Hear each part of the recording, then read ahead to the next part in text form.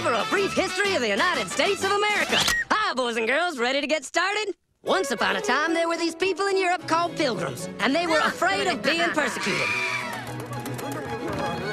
So they all got in a boat and sailed to the New World where they wouldn't have to be scared ever again. Oh, I'm so relaxed. I feel so much safer. But as soon as they arrived, they were greeted by savages, and they got scared all over again. Indians! So they killed them all. Now, you'd think wiping out a race of people would calm them down, but no. Instead, they started getting frightened of each other. Witch! So they burned witches.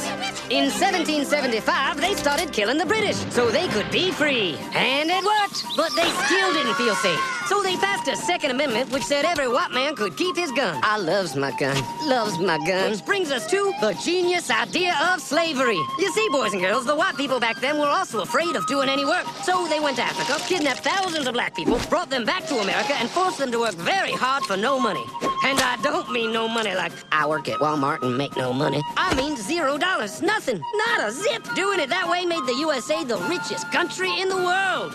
So did having all that money and free help calm the white people down? No way. They got even more afraid. That's because after 200 years of slavery, the black people now outnumbered the white people in many parts of the South. Well, you can pretty much guess what came next. The slaves started rebelling. There were uprisings. An old master's head got chopped off. And when white people heard of this, they were freaking out and going, I want to live. Don't kill me, big black man.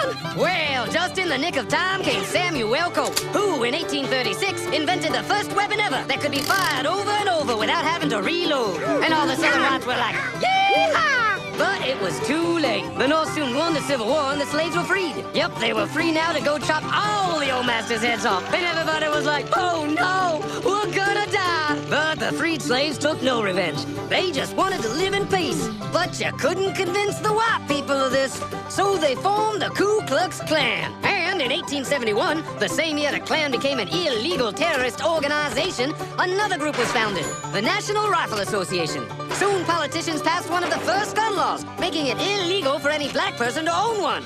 It was a great year for America, the KKK and the NRA. Of course, they had nothing to do with each other, and this was just a coincidence. One group legally promoted responsible gun ownership, and the other group shot and lynched black people. And that's the way it was all the way to 1955, when a black woman broke the law by refusing to move to the back of the bus. White people just couldn't believe it. Huh? Why won't she move? What's going on? Man, all hell broke loose. Black people everywhere started demanding their rights, and white people had a major freaky field meltdown, and they were all like, run away! Run away!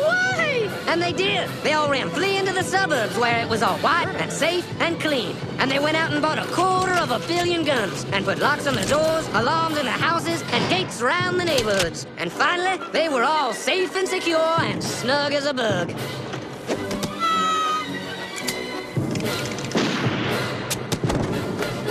And everyone lived happily ever after.